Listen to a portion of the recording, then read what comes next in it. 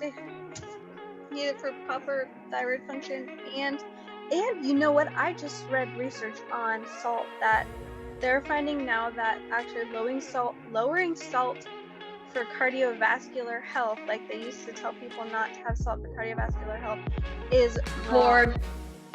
It's wrong. You have to have salt for cardiovascular health. You should not be eliminating it. It makes zero difference if you lower your salt with your cardiovascular health. I actually saw someone post the other day that their blood pressure went down when they added sea salt to their diet. Yep. So, well, I think that's what the problem is. I think that's the problem. Is they're not using sea salt. They're using prep salt. Yeah. And that and is I probably think that's what's why the causing podcast heart is important disease. too. Welcome back to the Christian Women's Health Collective podcast. This is our third podcast for the month of September, which the topic of the month is joy. And we're going to switch it up a little bit today and talk to you about something a little more serious around nutrition. We are going to talk about salt versus sodium. So the first thing I'd like to do is turn the podcast over to Julie because she's the one who has the questions, and then we'll do a roundtable. I know I froze. That's just part of how it is, right? I mean, I think that's the best part about this is when you come here to talk with us, it's just, we come as we are, all of our messes, all the computer stuff, but we're here, and that's the great thing. So, okay. So we are talking about joy, but I think when you talk about joy, part of joy is like, what is right, what is wrong? And sometimes just you're pulled like, do I think this way? Do I do this? And it can be difficult to even find joy when you're making daily healthcare decisions or choices, because sometimes it steals your joy. So that's a good reason to join us. But salt comes to mind because it's a question that comes up a lot. It comes up with different things, and some studies say you need it, some studies say you don't. But I think if you were to think about salt, like for those of you that are listening, what comes to your mind? Is it crackers, salting crackers? Is it salt when you eat biscuits? Is it salt like that you would buy at the grocery store? Is it, because that's what I think salt. That's how I've always been raised with salt. I've never thought a lot about Himalayan salt and the benefits of salt or the different things around it. And I think that it's a thing to talk about, because how do you have joy in your life if your legs are swole up? Or how do you have joy in your life if there's something that you could have done to take a shot and to make things different? So I want to start this by saying, this is not medical advice. We're not here to be your doctor. We're not here to say, go out and do this. What we're doing is we're having a conversation with different people with different views. And we want to say, this is explore, like hear and share, and take it for what it's worth for you yourself. So I'm going to start there. And yeah, salt. I was singing that song, salt. Anyway, I've always been a salty person, like just the blue. I mean, that's what I think about salt. Like, okay, when I would teach kidney education, the reason salt comes to mind is because what we would have to avoid is like the patients would just pile on the salt, like the iodine salt, zipper peas, the beans, that's what they would put it on. That, okay, bacon, they would say like, I'm eating a lot of bacon. And then the biggest thing was like elderly men, some of the older guys, they like to go like Hardee's for breakfast or whatever, and they were eating 2 biscuits. Well, a biscuit from Hardee's has 2,000 milligrams of sodium in it. Plus, I don't know, that was 20 years ago when I learned that number.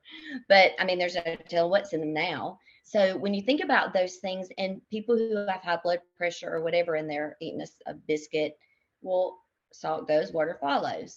But anyway, so that's what comes to my mind when I think about it. So here you go. What about you? Bree? Or Sherry? I don't know which way. I mean, there's a lot of different theories on the salt, and really the salt that you get in the grocery store, Morton salt, the one everybody knows, little umbrella girl. It's stripped of everything. It's been bleached. It has all of the good taken out of it. And so there's really nothing left. There's no nutrients in it. And so when you eat it, you're not getting anything from it. In fact, it's probably subtracting from you and taking away what's good. So really getting sea salt and moving over to a sea salt as opposed to that, what they want to tell you, you got to have that iodized, white salt, the salt that's going to be at every single restaurant that you go to sitting on the table. Yeah, so that's really what you want to try to get away from, because it's robbing your health. I know that little things that you can do. I have a little container of real salt. It's Redmond's real salt. Yeah, and it's in my purse, and I take it, when I go to restaurants or wherever I am, so that I can use my own salt if I feel like I need salt on something. But most of your restaurant food anyway is like so salty. That's the way they make it taste good, between that and sugar. Yes, and if you're eating the if you're eating the highly processed iodized salt, you're not doing your body any favors. And if you're always eating processed food, eating out or what have you, then you're not getting the high quality salt that your body needs. It's about the quality of the food that you're eating. And if you're choosing low quality foods, then you're going to have low quality results with your health. And just the recent studies that I saw that came out that said that how they always were recommending low salt diets for cardiovascular health, right? Well, come to find out that doesn't make any difference in their cardiovascular health. In fact, it can be detrimental, but you're eating the processed salt. Where if they add in sea salt, mineral salt, whole salt to their diet, then it improves their cardiovascular health. So it's really just comes down to the quality of the salt and the food that you're eating, I think, personally. And if you're fasting, as a fasting coach, like, you have to have salt to feel okay and be okay, and to fast healthily, you have to have salt.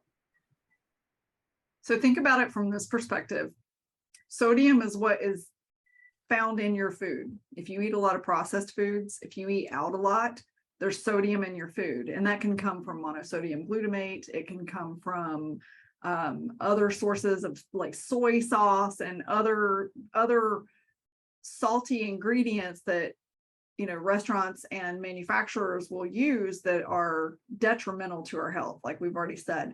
But then there's salt that you add to your food, and again, you can use iodized table salt, and it's going to deplete you of minerals because it grabs hold of them and pulls them out of your body instead of actually giving you nutrition.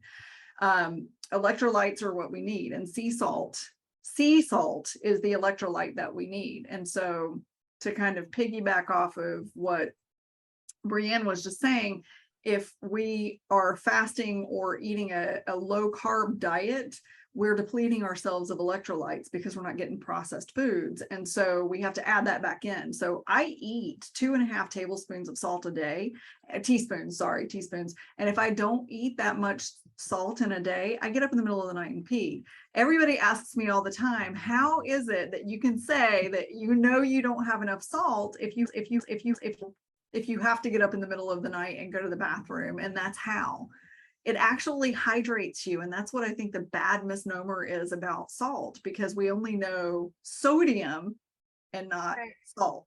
Right. That's salt different. Actually keeps you hydrated. It is an electrolyte. It is intended for hydration, not like sodium, which will take your hydration away and make you bloat. Right. Just like Julie was saying, you're having the third spacing of fluids, which is not where you want your fluid. You want it in your vasculatory system. Yeah.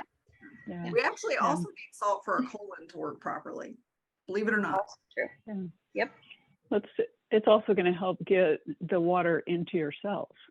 So when you have enough salt in your body, it helps the water get into your cells, which is then going to help detoxify your cells, and it's going to make you feel like you have more energy. Yes. So it is super important. And I can tell you there's been times where I've gone very low carb, And there was one time that I experienced cramping like there was no tomorrow. Yeah. And that was a depletion of salt. Yeah. And so once I, had salt, the cramps stopped. But I mean, you would have thought I had a little creature in my belly, because that's where it was cramping all like crazy. So no, but salt is very important to a lot of functions in your body. Super important. But I can certainly see, Julie, why for kidney function, doctors will tell you to stay away from it. But see, that's where this is so beneficial to everybody listening, because there's a difference in what we hear versus what's reality versus what you're eating versus what you see as healthy. And I think it's not a matter of salt's bad or salt's good. I think it's a matter of you can't choose a good thing and combine it with a bad thing and expect good results. So that's not what this is about, because what I see people doing is saying, hey, I'm going to eat this Hardee's biscuit, and hey, I'm going to add me in some sea salt. A lot of times we want to do good, but we confuse it and we mix it up. And so to me, that's just like, y'all, if there's any reason to join the collective, it's for things like this, because you don't only get the conversation, but you really get to dig down into it, and you get the support to get off the sodium, to get off the salt, but you learn what things have that in there. So for me, what triggers is, okay, as somebody who says I'm stage 1, stage 2 kidney disease, or stage 3, or you have hypertension, and you're looking for ways to reframe, to change your health, to be able to eat good quality foods, because we all say, oh my God, I can't eat anything anymore. I can't use salt. Well, what if you can? What if you can use salt, and what if you can change how you're eating? You can change those habits. That's what I hear. And I think that's the positive about talking about these things that are so confusing, and they bring hardship to people, because I'm not going to lie to y'all. If you told me I can't eat salt anymore on anything, I would be upset, because I mean, come on. But the beauty of it is that you don't have to necessarily stop what you're eating on a good side. It's that we just have to make modifications to put it to the good side, and it can be really good. Mm-hmm. So that's hope to me, is what I hear. Sure. I think it's so I am to understand how to read. Go ahead. Sorry. I think it's important for people to understand how to read labels, because labels don't tell you what's in your food.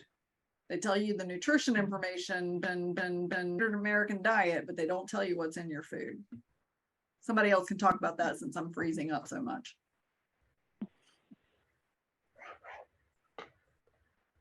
Yeah, the sodium content's not really going to tell you what is in your food. And taking a look at what the ingredients are, and seeing, oh well, it's kelp, that's also high in salt, but it's a good salt. So it's like, what is the salt? Because it could be sea salt, but still, you may not want to have that, 2,000 grams of salt on your label anyway.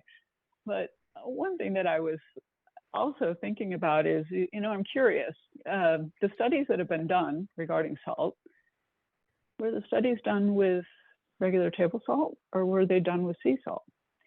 Because that could give you two vastly different answers. And like Bree was saying, the study that she was looking at, that might have been sea salt. So that, that can change everything. What are we looking at when we do our studies? Mm-hmm. Because I believe the doctors are also trained. Yeah, well, I think the doctors are also trained on table salt, not sea salt. Oh yeah. Because that's what they were doing when they went through school. It takes 20 years for something to change in the medical community, when new health things come into play, for them to actually incorporate them. So there's a big delay. Yeah. Sure. What comes to mind though is, okay, so I hear a lot of people say, I don't know if I'm echoing or not, but I hear people say,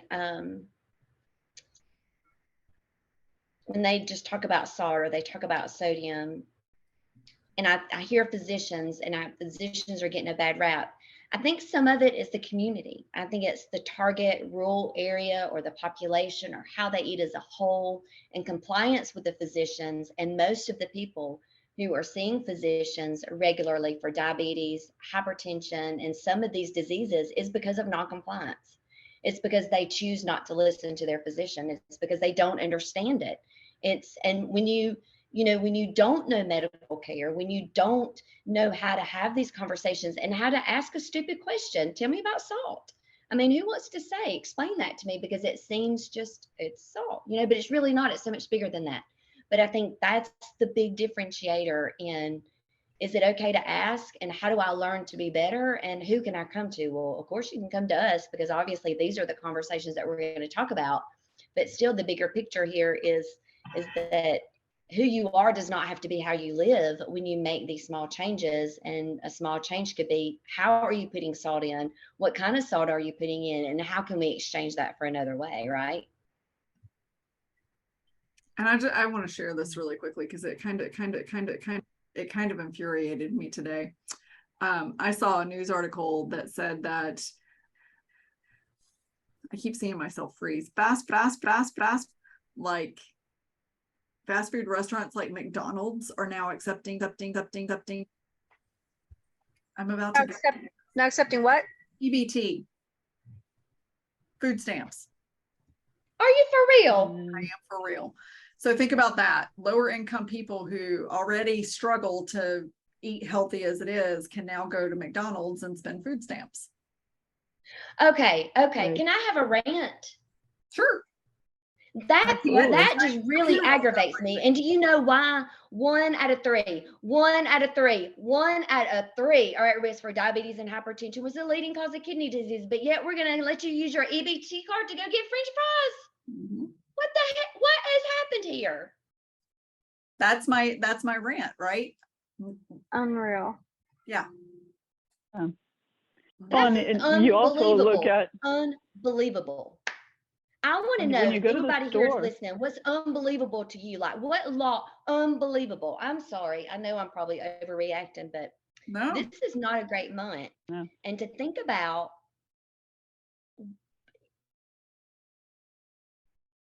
yeah. So I want to put that out there because I want the public to realize that we don't have support from the people who should support us to be healthy. They want us unhealthy. They want us dependent on doctors. It is up to us to take our health into our own hands.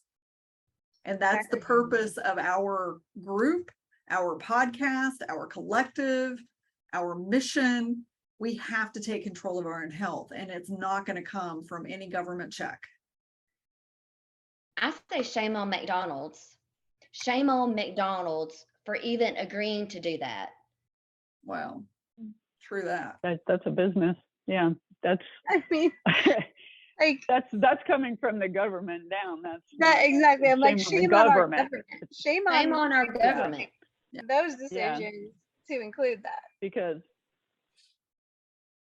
shame on McDonald's for even being open. So that is, to me, whenever somebody tells me, I told somebody this week, I said, they were like, yeah, I thought about you when I went to McDonald's and I had something to eat, but it was the only thing around. And I'm like, I said, you know what I call McDonald's?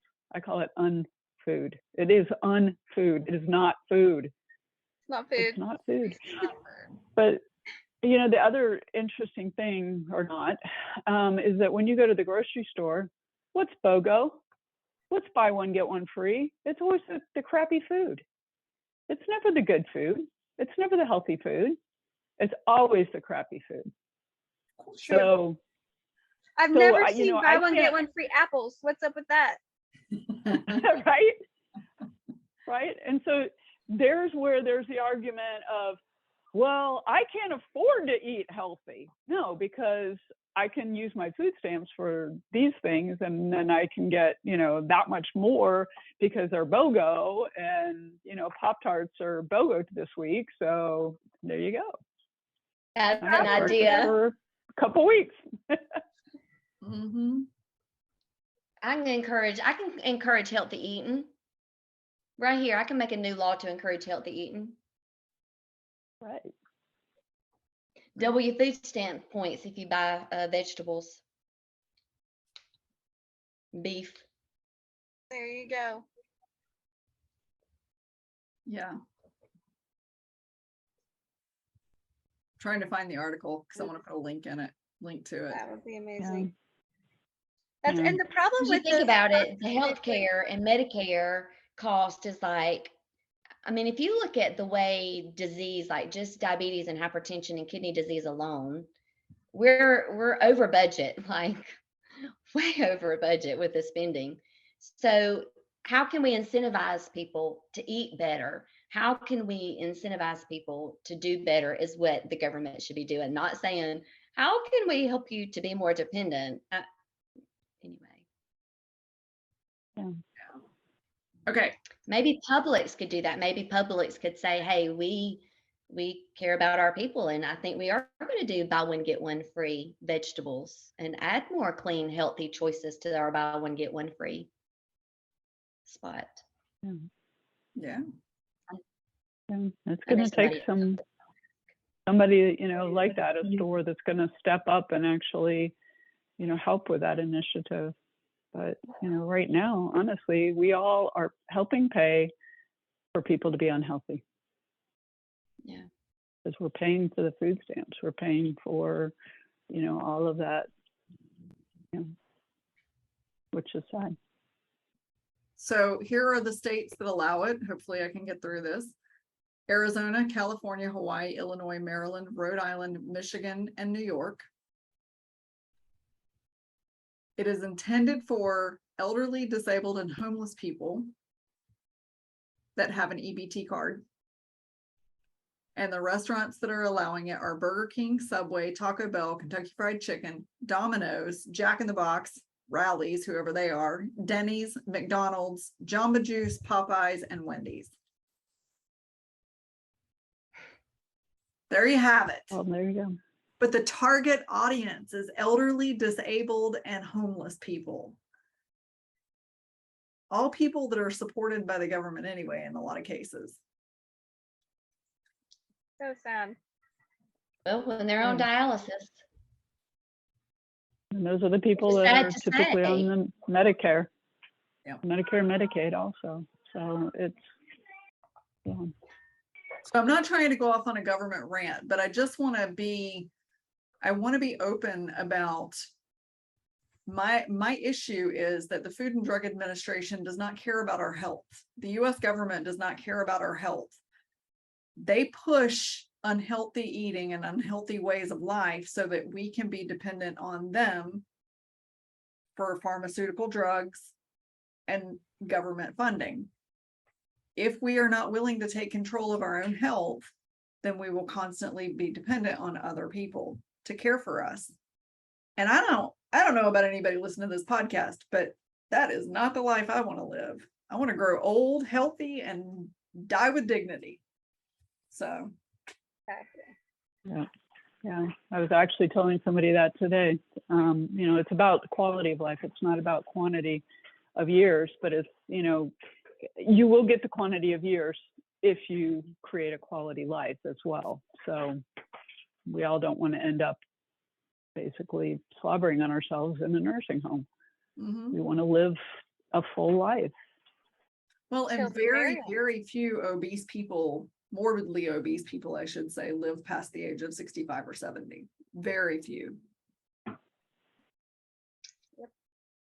I just think about the quality though. I mean, and I think that's kind of driven my health journey. Well, I did drive my health journey. I mean, used to it was, how can I be skinny? Whatever being skinny took, I just wanted to be skinny. Yes. And then after, the accident, it became, okay, what can I do so that I live a quality of life? Like, there's already so many worldly issues going on. I can't have worldly issues because all those worldly issues affected every cell in my body. And it's like, okay, how do I find quality? And, I won't lie. I mean, I still eat fast food every now and then because that is sometimes all that is around. But what's changed for me is how I feel while I'm eating it, after I eat it. And it is almost like this feeling of, I have just really messed up. And it's a sad feeling, but then it's a rewarding feeling afterwards, because it's like I know, like I know the good from the bad. And I think a lot of times we do know the good from the bad, but the strength that it takes. And I think that's where you find your strength in God, and you talk to him about those things. And I mean, I encourage you, if you're listening to this and you're like, salt, sodium, choices, things, people, what is to take that to Jesus and say, I struggle with these things, and I know these are affecting my body. And I think that a lot of times when we have health issues, we don't take that to Jesus. We just try to find answers within ourselves. And Oh yeah. I don't know. I doctor. think that we know the right from wrong, but the strength is it's in him. You can find it too. It is. He's our source for everything, and he cares about the tiniest detail of our lives. And so there isn't anything that we can't bring before him. Yeah. Yeah. Yeah. Have you read The Power of Prayer as far as praying over your food? Such that if you have to eat something that is not so great, or maybe the water you have is not a great quality of water, right?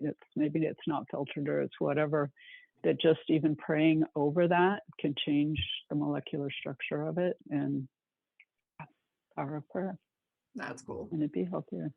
It's very cool. I froze pretty ugly. Do we all freeze? Well, we've no. Not We've frozen had on some my good end. freezing today. And I'm the one recording. Well,